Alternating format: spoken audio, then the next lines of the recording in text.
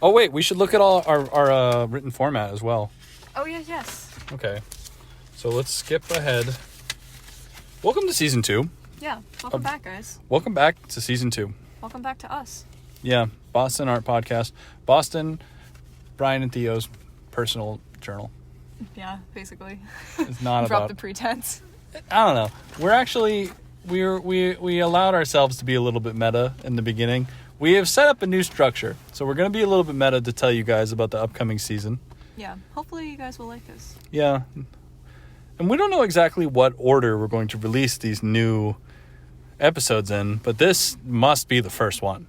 Yeah. Because it definitely is because we're talking about it, and because I'm like so stressed out. It's I'm like having a cool. fucking anxiety attack. All right, I'll take the lead. Can I see your sheet? The one that you want me to look at?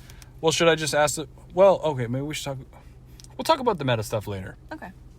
Maybe the meta can be after. Do you want me to just ask the first question? Wait, hold on. The first discussion? No. We have to... All right. Our new format. Oh, you do want to talk about this stuff? Yeah, we just started talking about it. Oh, okay. We already started talking about it. All right. We can't just jump right in. There's Okay. like no foreplay if we just No start. foreplay. No like preamble, no Yeah. setup, no hook. We gotta like ease our way in. Okay. It's like violent to just start with a question. This is all true.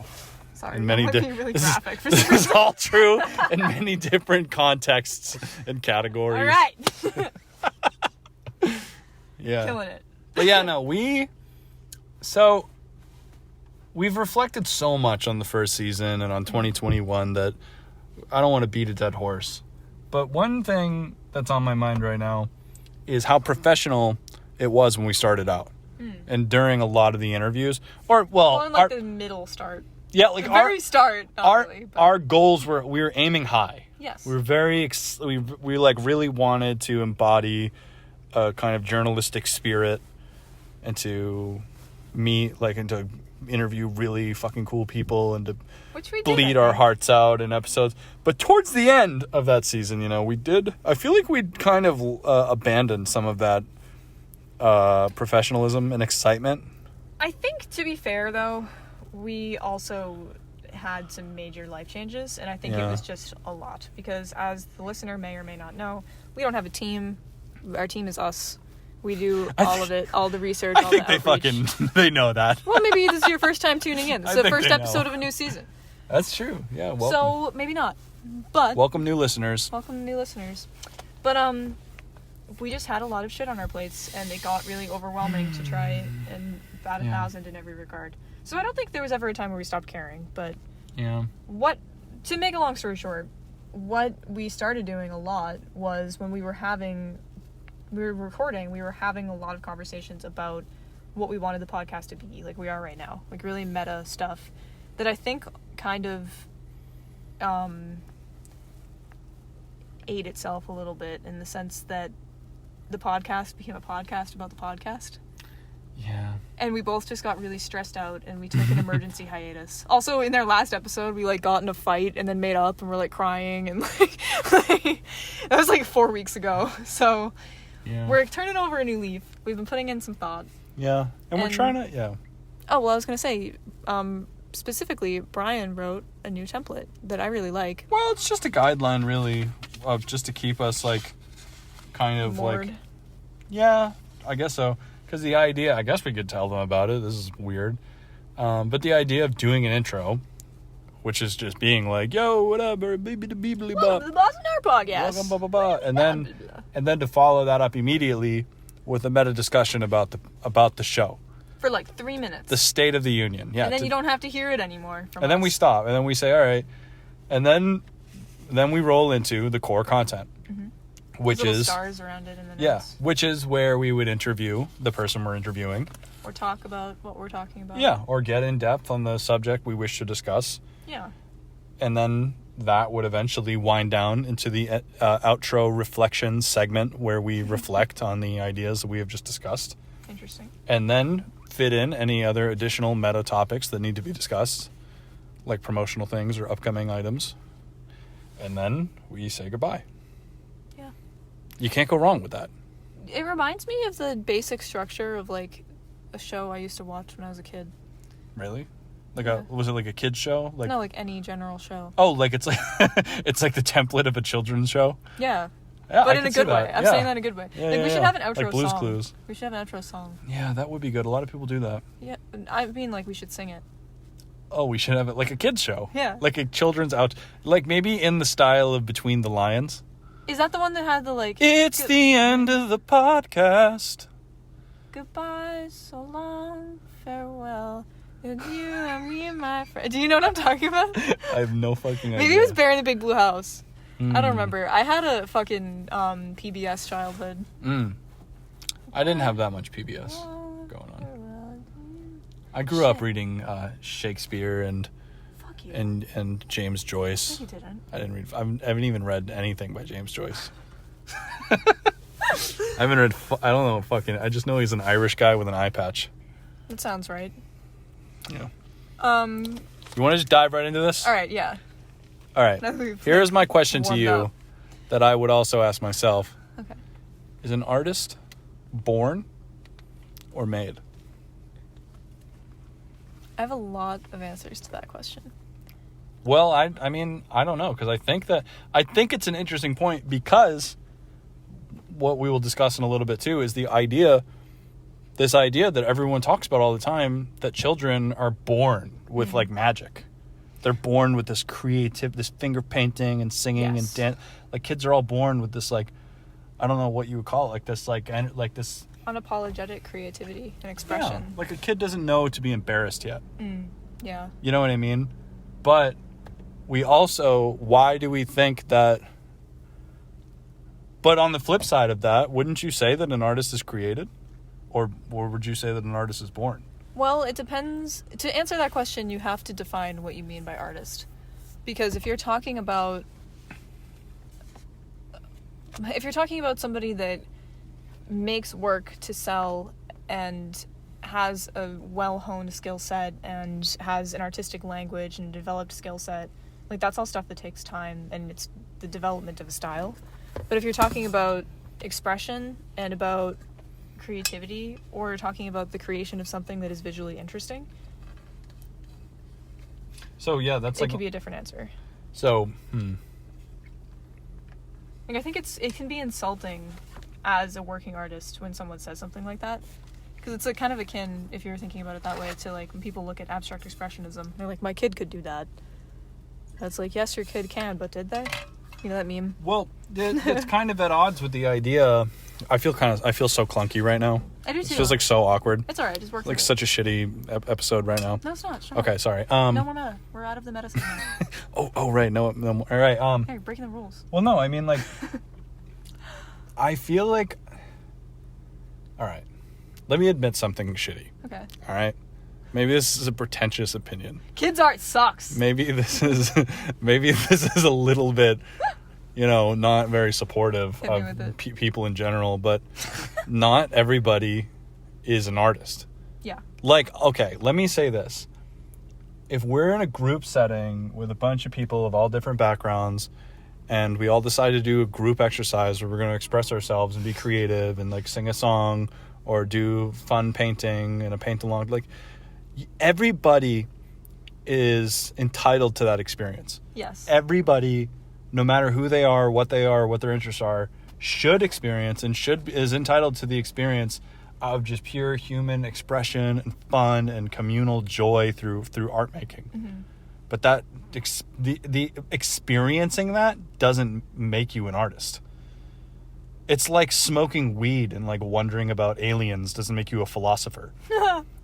Do you know what I mean? And like that, I feel like that's such an asshole opinion, because it isn't really an asshole opinion, but it is kind of an anti-modernist opinion, which I don't know that I'm an anti-modernist either, because like there is the idea in modernism and in abstraction and in this kind of like American Western idea that like, this idea of abstracting intellectual, philosophical ideas and shit into these like childlike.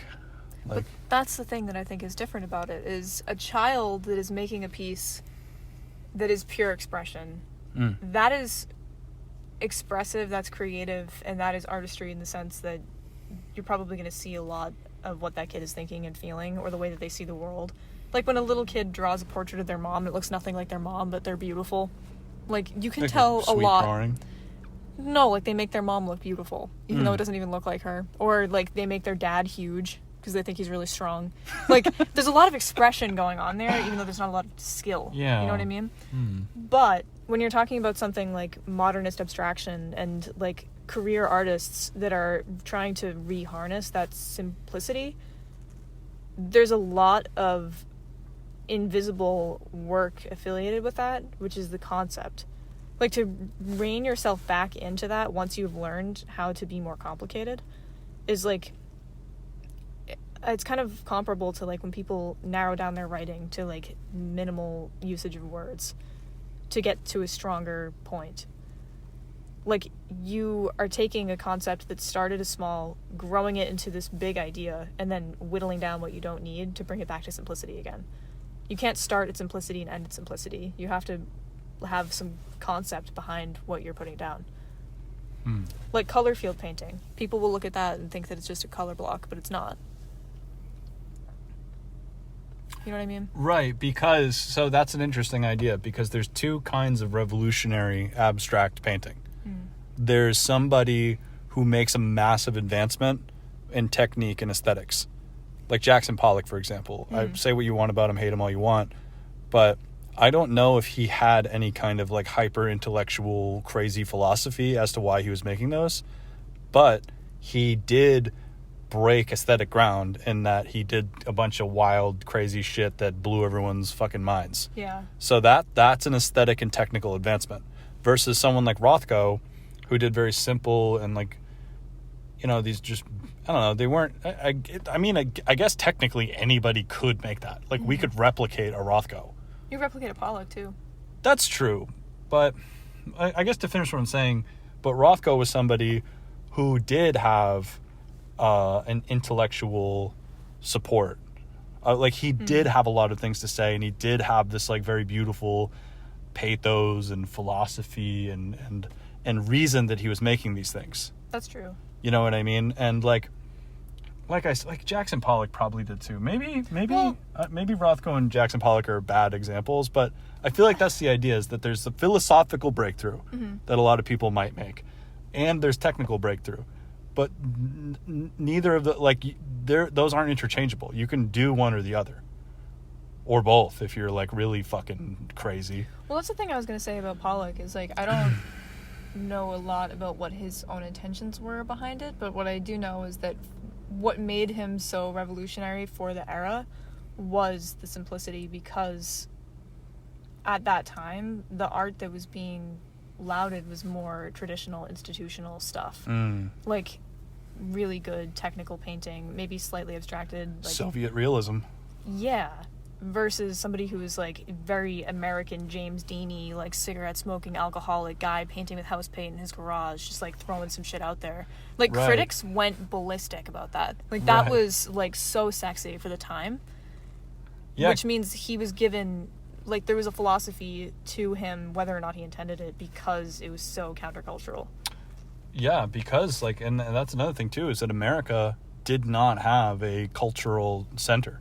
We didn't have a Paris, or a Florence, or we literally didn't have New York City, the cultural fucking melting pot. Or that's the wrong way of putting it. People usually use melting pot in a different context, but it wasn't the artistic giant yet, and that is what made it that. Yeah. You know, those conspiracy theories that. I was just thinking about this. Yeah, that like I think it's called like agitprop is a word I've been hearing a lot, which is agitation propaganda, I think. Oh. Which, and like, there's a lot of people who think that, research this yourself, obviously, for the listeners, but like, I don't want to like intention, like, anyway, but the idea that a massive part of the Cold War and like post World War II battle on the you know, between the communists and the American capitalists was the idea of becoming the dominant cultural and intellectual power in the world.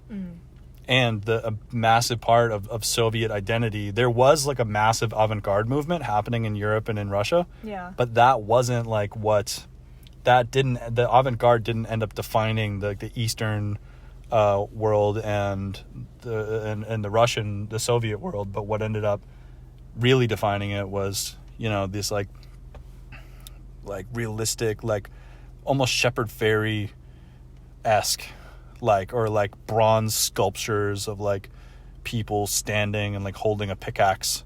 Yeah. You know what I mean? Like that's what 1950s intellectualism in art looked like. Yeah. At the time that Jackson Pollock fucking crawled out of the fucking gutter, wherever the fuck he came from, wherever the fuck that guy showed up from. Like busted out of the shed.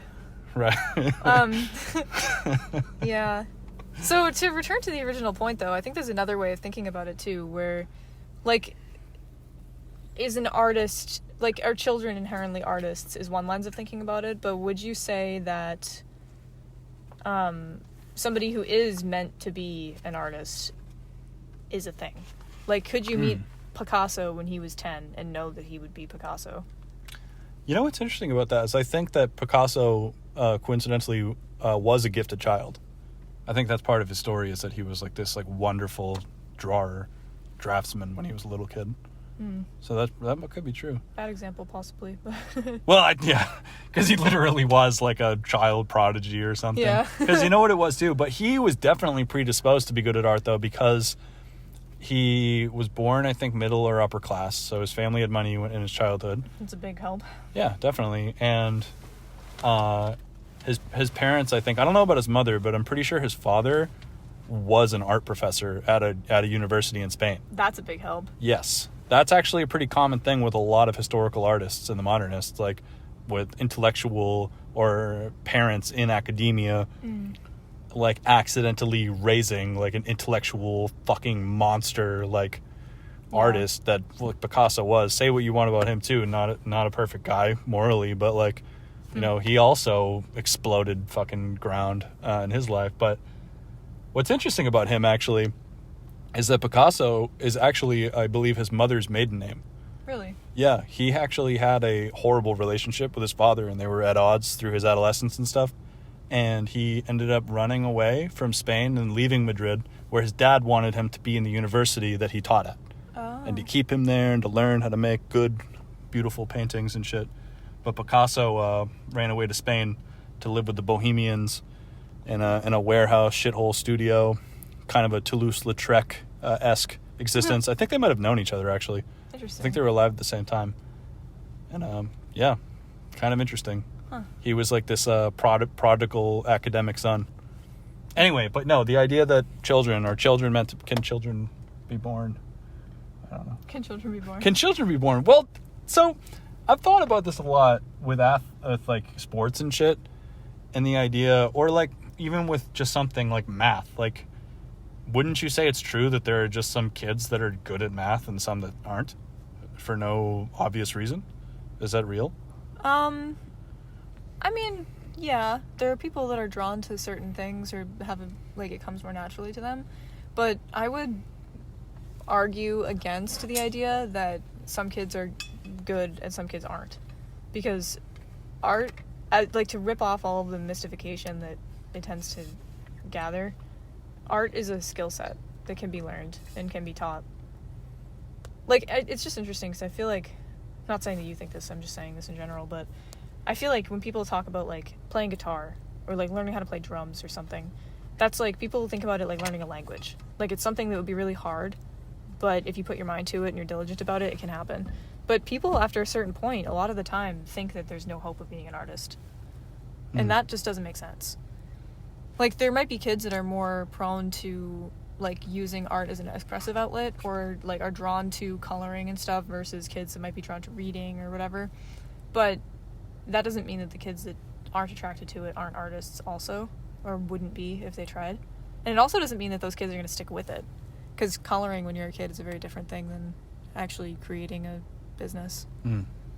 Yeah, and I actually do agree with everything you said, with some adjustments, with the idea that anybody, like you, if you had all the fucking time in the world and you had a proper mentor and teacher, you could be a fucking concert pianist in like 10 years maybe. Like, it would take you a fucking long time. Yeah. But like, even if you weren't, like, you don't need to be passionate or spiritually fucking gifted and like the hand of God touching your fucking brain and teaching you this. I mean, like, that is not a necessary ingredient. Yeah. I think that spiritual and emotional obsession and fixation is what drives people to become those things. But, like, think about the fact that, like, not everybody can draw, but, like I said, with the right education and the right setting, like, anybody could learn how to be an architect. Mm-hmm. I'm not saying anybody. It's probably really fucking hard to learn how to do. My sister's an architect, and she went to fucking college for an insanely long time. Yeah. It's not easy, but it is, like, any academic skill is theoretically accessible.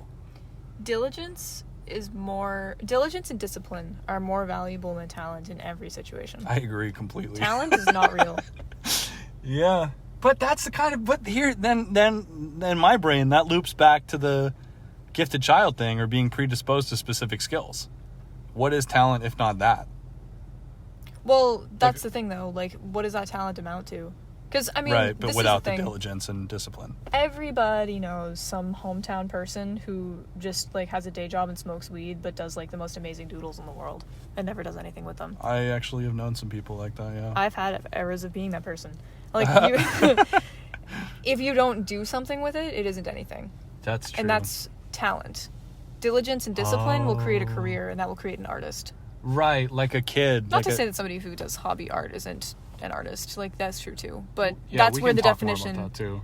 That's where the definition piece matters, because the reason somebody might feel insulted hearing everybody's an artist or whatever is because they've built a business practice around it, and they have a routine studio practice, they have clients, they have other skills that are sort of maybe in the middle of the Venn diagram circles of entrepreneurship and craftsmanship that somebody who just draws for fun doesn't have and doesn't need to have. Not everybody can just trip into that. That's really hard to learn. And it's definitely not, I'm not trying to dissuade anybody listening from doing that, but it's something that you have to put work into.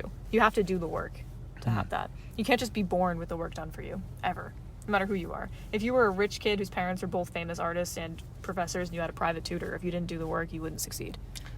That's true. The world is populated by many useless rich people. And useless poor people. Isn't that the fucking truth, though? Yeah. We're gonna soundbite just that, what you just said. Yeah, and there's useless poor people. I think Coolsville sucks. That, like, fucks with me. That episode, I mean, that little piece of that Scooby-Doo live-action movie was, like, the most, like, motivating piece of political propaganda I've ever seen in my life. Yeah, it just, like, destroyed your fucking faith in, like, media and government, like, instantly. That was, like, for 8-year-old me, you know that, like, graphic of the guy running in front of the TV with a knife? Oh, yeah. It was, like, that guy, but that was, I think Coolsville sucks. That was for me. That's so that fucking moment. Funny. I was like, you're setting up Fred. Oh, my God. Like, and here's okay, but and to get sorry, and to I bring that up okay. every episode. That was a very funny. Well, it's a big anxiety when you're recording yourself and fucking just indiscriminately publishing random shit that you say. Yeah. Speaking of which, this is kind of topical, but Joe Rogan put out a public apology today. His second one in like 2 weeks. His second public apology. What a bitch. I know, it's very unlike him to be doing public apologies. I can't believe. But his public apology today was because somebody dropped a compilation of clips of him from the last 12 years saying the N-word in different contexts. All right, you have to apologize for that at the very least. It was honestly so funny to watch. Many? Oh my God. Well, his reasoning was that he had never said it in like a directional slur way, but was saying it in the discussion of, I don't know. What a fucking loser. I know, what a dumbass. But very funny to see him just exposing himself. I can't even believe that he's making. Anyway, fuck all that. But we're not a pop culture show, I guess. But occasionally. What the fuck was I gonna say? Fuck Joe Rogan. But okay, think about this. Back on the original subject. But yeah, sorry. So it's okay. I just thought that was kind of funny to think about. But yeah, there is a lot of anxiety just looming in the background when recording yourself. That's very true. Which is why Coolsville Sucks is just constantly floating in the air. I wonder if there's anybody that has no fucking idea what Coolsville Sucks even means. I'll find the YouTube clip and attach it to this episode. It's the live action Scooby-Doo movie. I'm gonna post it on the Instagram. Okay, but I'll find the clip. But to the original subject, and the idea of being predisposed to a specific skill, I kind of feel like we have, and me and you, among many people we know, have an advantage that we don't even know we have, in the sense that, I don't know how much you know about, remember we watched the Queen's Gambit, but think about professional chess grandmasters, like much like the Queen's Gambit, if you've seen that on Netflix, amazing show. But the idea that chess grandmasters, almost all of them, who are literally like fucking mind-blowingly like thinking like, anyway, like these people are fucking insanely fucking intelligent that could recite a chess game transcription without a board verbally and break down every move to you. Like, these people are fucked. You know what I mean? And almost all of them are trained rigorously from the time that they're little kids until they're adults, like Olympians. You know what I mean? Yeah. And I'm not saying that me and you are like fucking Olympians and chess grandmasters of art. Yeah, no. I'm not saying that, but you have been drawing very, like, in an acceptable academic way for most of your waking life. I was in my first art class when I was 3. Yes. So you have had somebody putting a utensil in your hand and telling you that there is a way that you could formally express yourself in a real specific context for literally for all of your memory. Yeah. And like me too, in a way, because every public school, there's always a arts and crafts or art class. So I feel like that's true for most people. But like, I feel like that's the same for me, where I literally since I was a child, I've always had a little sketchbook that I was probably just scribbling in with pens and crayons and shit. Yeah. I was making my own little horrible illegible comic books when I was a little kid. Me too. I used to carry around a hunk of like black plasticine in my pocket. I used to put a hunk of clay in my pocket and just play with clay all like just throughout the day. That's the least surprising thing. It was the just grossest, greasiest dirt like caked fucking piece of clay. You were probably such a cute kid.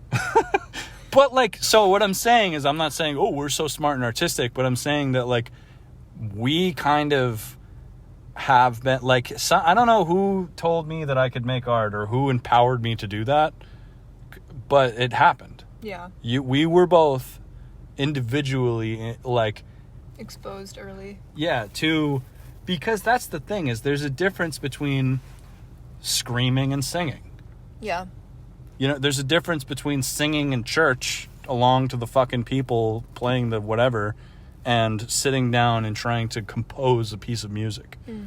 You know what I mean? And like, I don't know. I feel like I'm kind of getting off track. That's okay. I don't know what I'm saying exactly. What do you think about that? Please share your thoughts with me. I'm just kidding. That's okay. Okay, let's go back to the outline, because I don't know, we're kind of like wildly off track. It's okay. Okay. That's the thing. So the next question I had written down was like, we kind of already answered these questions a little bit. Beep beep beep boop bop beep bo beep bo bo beep dee dee dee dee doo. Okay. So with all that being said, should we, as a society, actually be making sure that children or young people are making art? Should children and young people be making art as an integral part of their education? Oh man, that opens up a lot of other conversation topics for me. Please open them up. Well, I mean, as the listener probably knows, I feel like I've discussed this before. I didn't go to school, and I feel like public education is a very necessary evil, and I don't really fuck with it or understand it a lot of the time. But it also, I know it needs to happen because of society functioning and everything. But I feel like a situation where a kid is forced to make art for a grade on a syllabus every year, like math core but art, would be really, like, maybe it'd be fine, but that seems to lack a lot of the essence of what it is. But kids having access to expressive outlets and the ability to use it as a tool through development for expression, like having their voices heard, exploring new concepts, working through like body image stuff, like, I don't know, there's a lot of ways that making art and making little books and sculpting things or whatever throughout your adolescence and early childhood can be really beneficial. And I think that having access to that and feeling empowered to do it is important.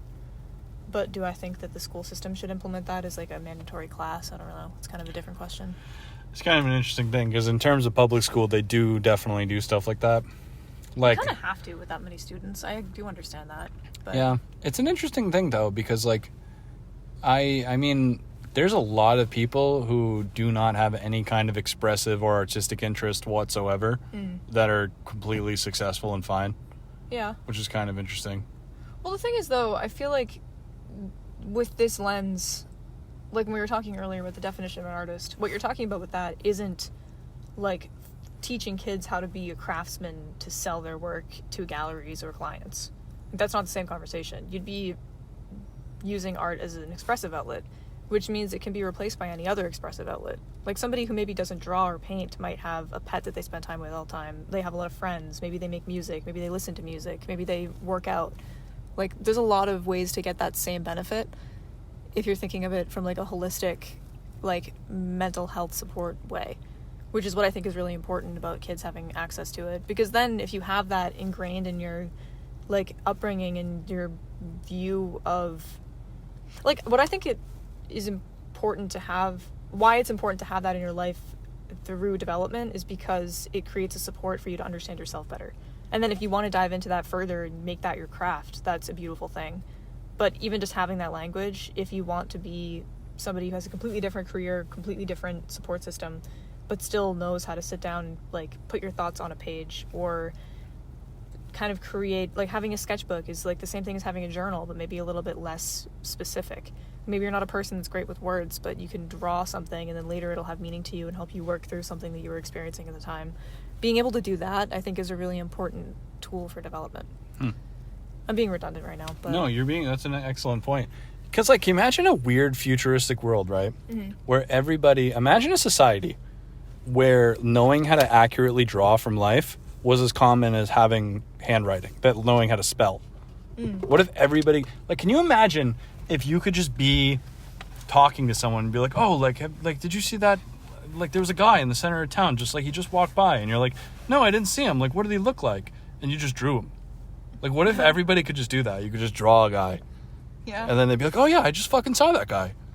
And, like, it was just everybody could just... Like, can you imagine how fucking valuable it would be to literally any person to know how to just quickly and accurately draw something in their brain? The thing about that, though, is that is really hard to do. Yeah, Like, even... I specialize in realism, and I can't do that. That's true. But also, the other thing that I think... This is a whole kind of other overlapping concept, but the thing about realism, and part of the reason why I think I push back a little bit on the, like, should schools have mandatory art classes thing, is that if you're going by realistic depictions, if that's your definition of a successful art piece, that becomes gradable, which punishes expressiveness. And isn't really... Like, who the fuck is gonna, like, dump their heart on a page that they're giving to a professor? Or a teacher. I always say professor when I talk about grade school. That's okay. I mean, very homeschooled. There's definitely not going to be any children listening to our podcast. I know, but I was referring to being... It doesn't matter. Oh, gotcha. Okay, sorry. Like, you never had teachers, is I've what only you're had saying. professors. Aw, you sweetie. That's okay. But, It's maybe better. I don't know. It's all the same. But I don't think that kind of... Like, the way that I think about it is like a mental health and emotional expression and development tool, which is not gradable. Yeah, that's true. I think the only thing you could actually grade in like a in like a realistic way would be participation. True. Like whether or not the person actually meaningfully... Like, I feel like you can meaningfully gauge effort. Yeah. Even if that is an abstract concept. That's true.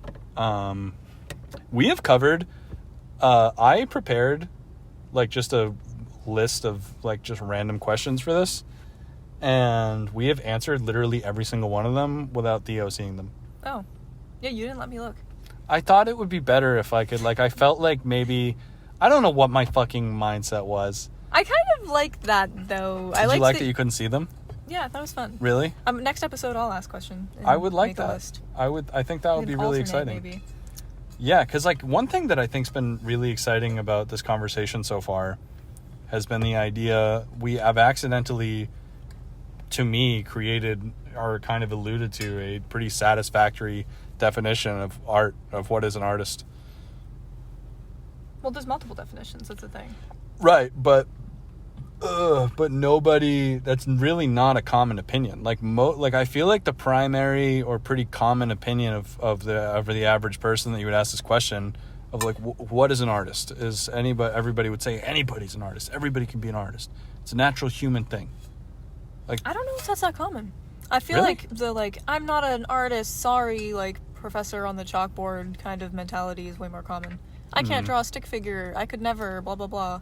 When really they're just cutting themselves off from... Like, imagine if people thought about keeping a journal the way they think about keeping a sketchbook.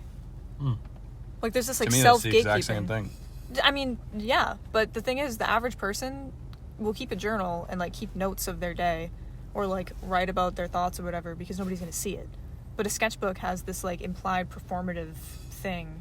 Or it's, like, this drama around it. Or you have to be, like... working up to a painting or something. Like, only somebody who's good can have a sketchbook. I feel like a lot of people think. Oh. Which is so limiting. Oh. That's, like, not fair. I agree. Because you know what's something that was a massively important lesson that I went through.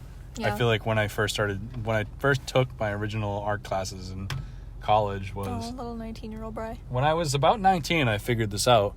But a massive problem I was having in my artistic development was the fact that I honored and loved and respected and basically idolized my own sketchbooks, where a blank page was like this sacred space that I couldn't disrespect, and I had to make something. Like I felt like it was mandatory for me to make a beautiful image or like a good thing. I still struggle with that sometimes. It's a really hard thing to get around, and that's the thing.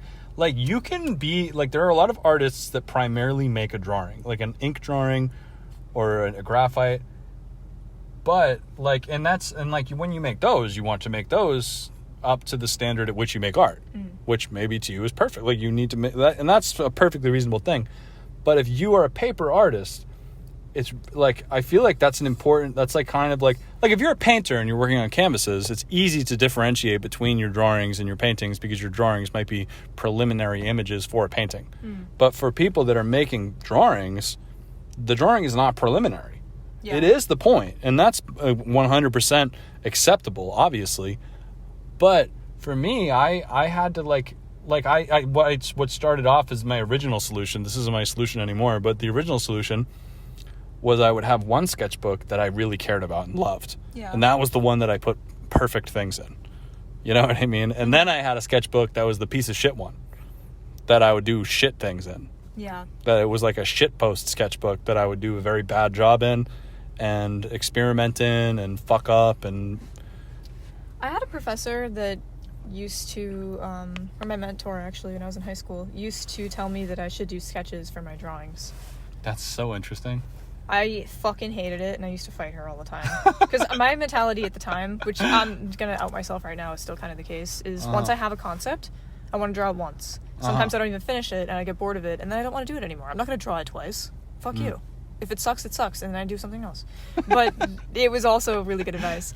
But that's also what I got drawn to ink drawing because of that. Because I would be caught up in this drawing, I would do the pencil underlayer, and then before I got into shading and everything like that, I would jump in with ink, and then I'd erase the pencil. So it was like the sketch never happened. It was all the same page.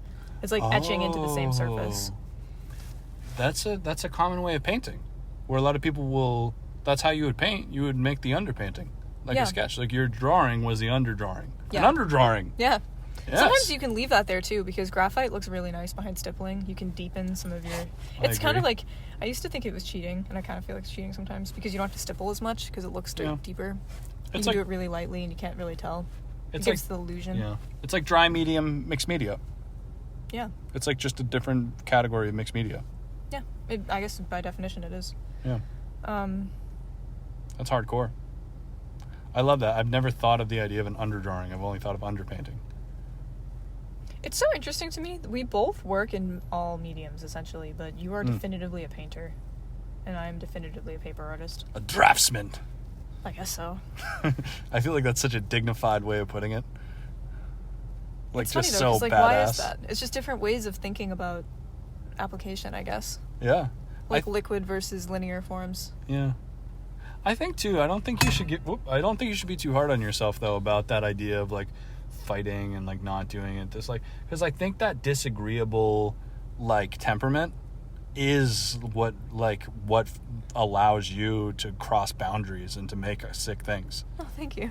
Like I think that's a really important thing because if you had only learned how to stay in between the lines and only learned to be acceptable, then you could not have transcended into making things that were like that were potentially groundbreaking or amazing or made leaps in your skill.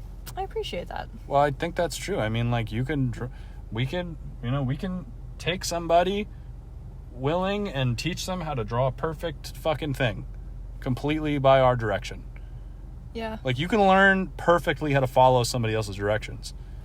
But it does take, I feel like, a special kind of soul.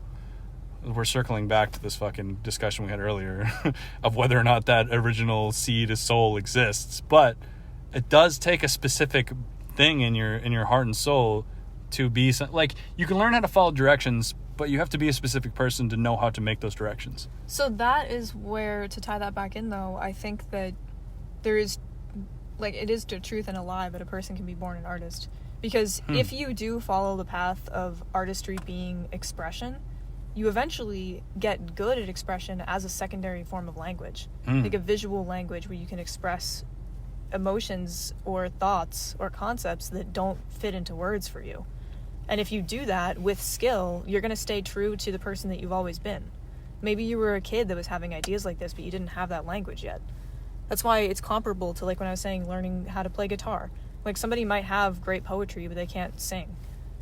And then they learn how to do that, and they become an amazing songwriter. And maybe the seed started when they were a little kid, but they weren't always a musician. Like, maybe when you were really young, you had these ideas and concepts. Like, you people who do, like, redraws of their childhood sketchbooks. Like, somebody can be born an artist, but you have to learn the skill set to be fluent in whatever language you're using to just express yourself. If you're thinking of it as an expressive medium, which that's how I think about it. Yeah. And think about that too. Like there's the language of imagery, or the language of a version of realism is necessary. Like surrealism, for example, cannot exist without realism. Like realism is a necessary ingredient for surrealism. The depiction of impossible imagery and dreams requires the anchor into reality. Yeah. So it's kind of like a passage that you have to cross in order to be able to depict impossible dreams and visual expression. You know what I mean? It's almost like, and in a similar way, like what we were talking about earlier, like the reason that a child's drawing is not like the same as a like career artist doing modernist or abstraction work is because the intellectualism is a necessary step to the simplification. Can you say that again? You can't strip down a concept that was never something more to begin with.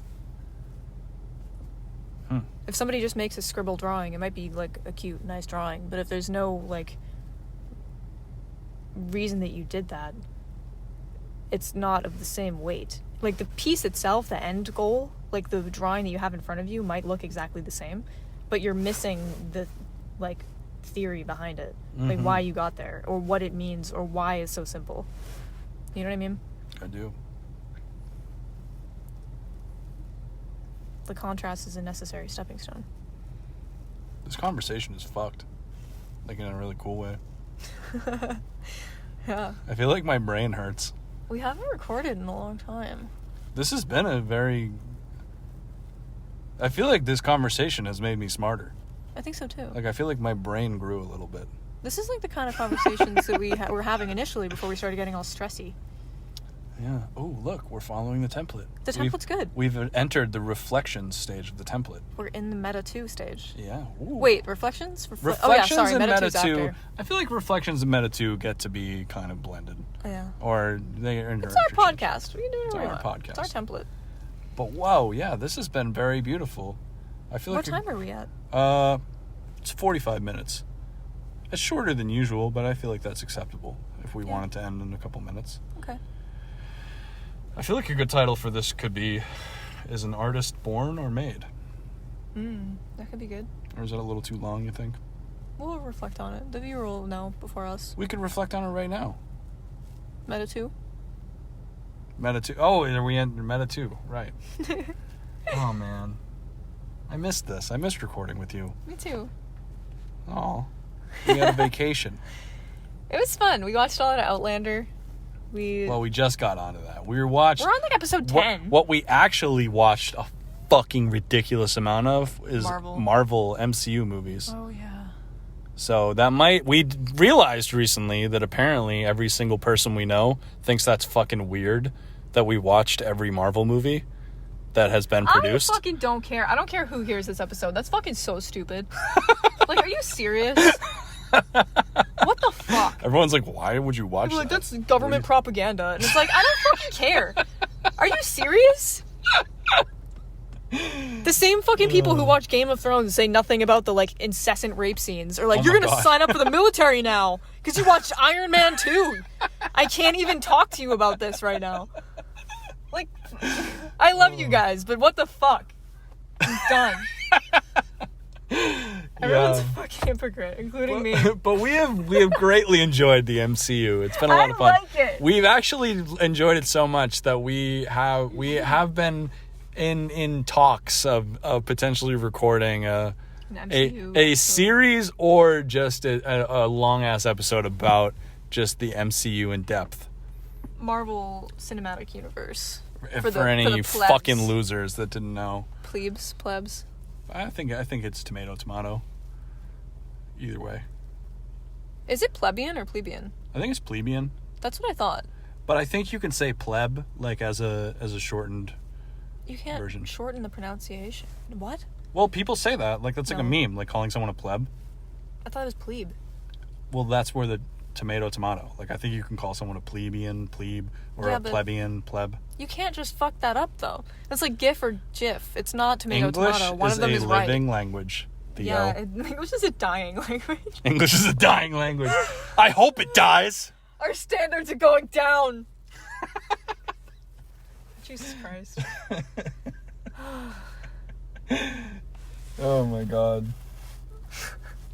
Wow. We're entering the part of the episode where I just feel like I want to fight someone for no reason. Yeah, I actually noticed you getting pretty heated. Why am I heated right now? You're getting pretty fucking mad. What the fuck was going on with you? I don't know. What were you even saying? I'm fine. I'm having fun. I kind of was getting a little nervous over here. I didn't know what to say. I don't know why that happens. I'm sorry. I think that's kind of similar to what you were talking about with drawing and how you get pissed off at this professor that wanted you to do shit a different way. I wasn't really pissed off at her. She just used to she would give me challenges all the time and I would just consistently defy them. But she liked that about me. I think that's an interesting thing to notice about your mindset though. Because you're not an angry person. I can say that even in the personal, knowing you personally in your background, you don't ever yell or get mad, ever. I hope people don't think I'm angry. I feel like I get pissed, once an episode, and I feel bad about it. I feel like I sound like a bitch. I've probably heard you yell, once. I don't really yell. I've heard you get, fucking, really fucking mad once or twice, max. Out of, 2 years. I've heard you kind of yell, once, maybe. When was I yelling? I don't know. Why would we discuss that on the podcast? I'll ask you later. I'm curious. I can't even remember specifically, honestly. Yelling stresses me out. I'm more likely to burst into tears if I'm actually mad. Well, I guess that's what I'm saying. I think I've heard you raise your voice to a mid-level out of frustration and anger. Maybe once. Yeah. Because I get mad, but for fun a lot. And then I feel like this thing keeps happening where I'll be talking about something that's completely inconsequential. That doesn't actually matter at all to me, but it's just fun to discuss. And I'll be taking a ridiculously strong stance that I don't really believe. And then one of the people I'm talking to or somebody that's in the room will be like, oh, well, I actually think this. And I'm like, fuck. I'm an asshole. Why did I just so stubbornly decree that was the stupidest thing to think? Oh, and then it's weird. Right, the TikTok audio where it's just I fucking hate people that work at the bank. Oops. You're the person that says that. I work Hi. Yeah. Anyway, dead that topic. Dead that topic. That's what we used to say at this old job I had. What topic? Well, you'd say dead that. And that would mean shut the fuck up. Never talk about that again. What job was that? It was at a program. Oh, shit. Yeah. Boundary setting. It was a very interesting way of putting it, that I haven't ever used that phrase since that job. It's like really severe. And I didn't really use it. I didn't use it, but everyone I worked with fucking did. Dead that. Like if a client or somebody was talking about something that was just like absolutely not appropriate, we would be ordered by the boss to dead that subject. That makes sense. Like shut that down. Like do not let that discussion continue. I was going to say, like, what workplace were you in where there were like multiple situations where you had like topics that could never be discussed again? at the like, adolescent addiction treatment program. Oh my god. That makes sense. Fuck that place. Worst job ever. Oh. Not because of the clients. It was because of the program. That's even worse. Well, I don't know, man. I think anybody that's been in a program... Anyway, never mind. That's a fucking rabbit hole. Fuck that. Anyway, but... We'll save that for the art and mental health episode. That's going to be a good one. Is the intersections and the stereotypes and the great mythology of the mentally ill tortured artist. That's coming up. It would be really fun, just popping back into the meta for a second, to do an episode like this that had like a topic with a guest instead of just doing an open-ended interview. Yeah, so this is going to be part of our new idea, our new direction. Where like something that I really wanted to do, for example, is that if we had a guest, would be to make a template that was tailored to that person. You know what I mean? Like maybe if we researched them, we discovered, and then we could like, I really don't know. Like if we were, for example, interviewing somebody that we knew had like a shitload of knowledge about, I don't know, like Greek mythology, we could incorporate that into the questioning. I was thinking about someone that I know that does. Do you really? Yeah, well, that would be perfect. That would be, you could totally... Hell yeah, okay, I'm back, dude. You're back? Season You're hyped 2. Up again? Season 2. We were pretty apprehensive about starting again.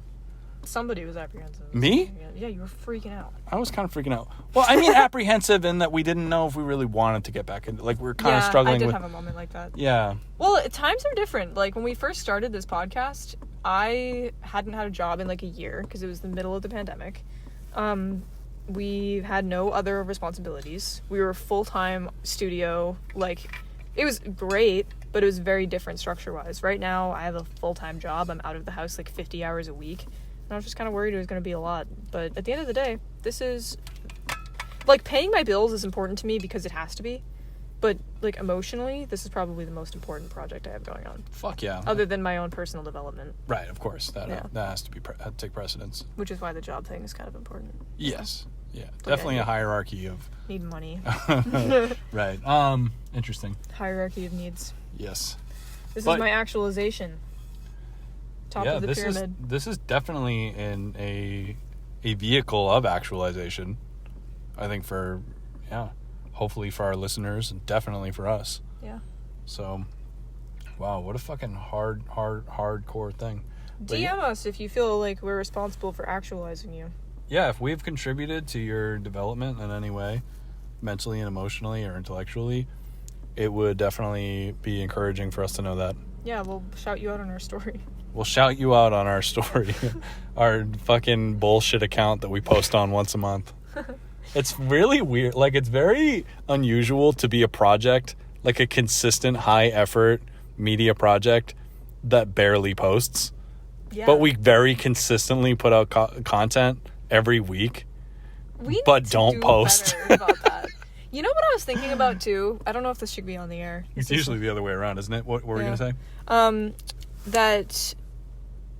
our most successful advertising we've ever done for the podcast was the time that we made like a comedy skit and then just mentioned the podcast in the middle. That was so fun. Yeah. That was so... We should do more of them. Because when we just say, hey guys, if you listen to my podcast, everyone goes, oh, my brain's not on. They cover their ears and go, la la la la la la la la. No. Shut up. I'm an artist with a podcast. Jesus Christ. Hey, you want to know some weird thing I did recently? What? Oh, it's somebody across the street. It's okay. It's just somebody pointing their lights at us. It's not someone hitting a telephone pole this time? Nope, we're okay. I found this website that's like insanely useful and dope. It's just wiki art, it's called. I didn't even know it existed. That's cool. But it's an encyclopedia of just every fucking artist, and with high resolution images of hundreds of their paintings that you can just download. Neat. So I did that. But I also discovered how easy it was to just put your add artists to it. So I just added myself to it. You didn't add me? I didn't. I will, though. Do it. I will. Make me a wiki art page. Yeah, so I'm on Did you write a biography?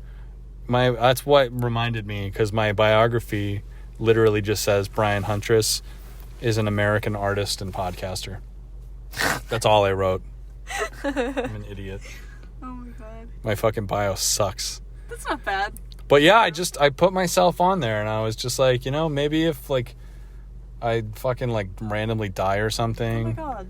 And my images are just lost to time and storage units and dust, then I will always live on wiki art. You're staring at me. Disappointed and judgmentally.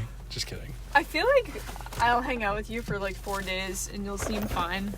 And then I'll like leave and I'll come back and you'll be like, I was pondering my own death for like 6 hours. I bought a plot at a graveyard. Yeah, like what the fuck? Been heavily researching my childhood parish. Oh yeah, that's an upcoming episode too. I would like I've actually been really enjoying this plotline. My Catholic research plotline. It's better than the prison pen pal plotline. The prison pen. Don't even bring that up ever again.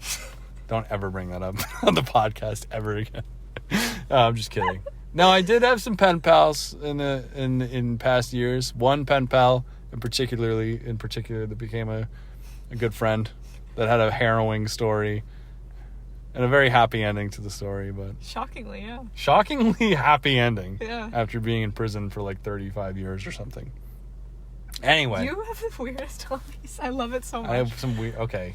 All right. You don't have to fucking laugh at me. I'm not laughing at you. I know. I'm just kidding. I'm with you. I have gone on a research rabbit hole of one Catholic church in particular and its history and the art and artifacts. And actually... Shocking amount of information. And one thing that I learned... maybe I should save it for an episode. Save it for the episode. Save it. Okay, I will. It's just so fucking freaky. I'm going to just say one thing. Oh, I know the thing you're going to say. Dude, okay. Medieval churches, I'll keep it short. In medieval England, or I don't know if it's medieval, but let's say like maybe the year 800 or fucking whatever, some time like that, they would have Catholic churches with relics, which would be a body part or piece of a saint. A bone, dried flesh, I don't know, skull. This church has a fucking relic of an unknown saint interred into the altar in the center of the church. So weird. There's a piece of a corpse in the table. How do you just become an unknown saint? They don't know who he is, who the saint is. How do they know it's not just some guy? So, it is some guy. See, that's the thing, though, is that I feel like most saint relics are definitely some guy. How do you become a saint and then everyone forgets you? Talk about an underwhelming accomplishment. Well, it's pretty complicated, though, because the Catholic Church has over 10,000 canonized saints. They're really just devaluing the accolade, huh? Well, Pope Francis, the current pope right now, has canonized like probably fucking 50 people in his papal reign, or however the fuck you say that. What do you have to do to become a saint? There's a definitive and pretty long list of things that you have to achieve that have to be researched and proven by many different people in the papacy. There's like a to-do list. And that has to be approved specifically by the Pope. And it's actually a very, very difficult and complicated process. And it's usually campaigned for by like groups of people. Like there will be groups of people that band together to try to get somebody canonized. It's actually a pretty common thing to try to do. I could do it. Like someone might, like a church, for example, might try to get their like a priest that died, the priest of the church, like the church might try to get their priest canonized. Oh, that makes sense. Like shit like that, or like maybe a historical figure. Okay, we'll do the Catholic episode another time. You look like you're about to fall asleep listening to me talk about this. No, I think it's cool. I'm not even fucking religious, but I just think Catholicism is fucked. It's like a Skyrim lore. Anyway, Why are you looking at me like that? Like what? You all right. Any finishing thoughts on our artists born, or our children artists, or are they just lame ass scribbling crayon people? Are artists just lame ass scribbling crayon people? No, children. No, artists. That's true. Everybody is at some one point. Anyway, fuck this. My brain's melted. We die as we were born a fool. All right. That was good. All right. Thank you guys for listening. Thank you for being here. Thank you for sticking around. Our hiatus is over. We're back. We're fucking this shit up. Hell yeah. Fuck yeah. Fuck yeah. 666. Party with the devil, bitch. Party Quote till I die. by Attila. Hell high. Yo, you know that lady who wrote that fucking song? That song? Yeah. I wonder if we could get her on the podcast. Oh my god. Okay, we have to end this. Bye, guys. Bye, Anyway, guys. all right, bye, guys.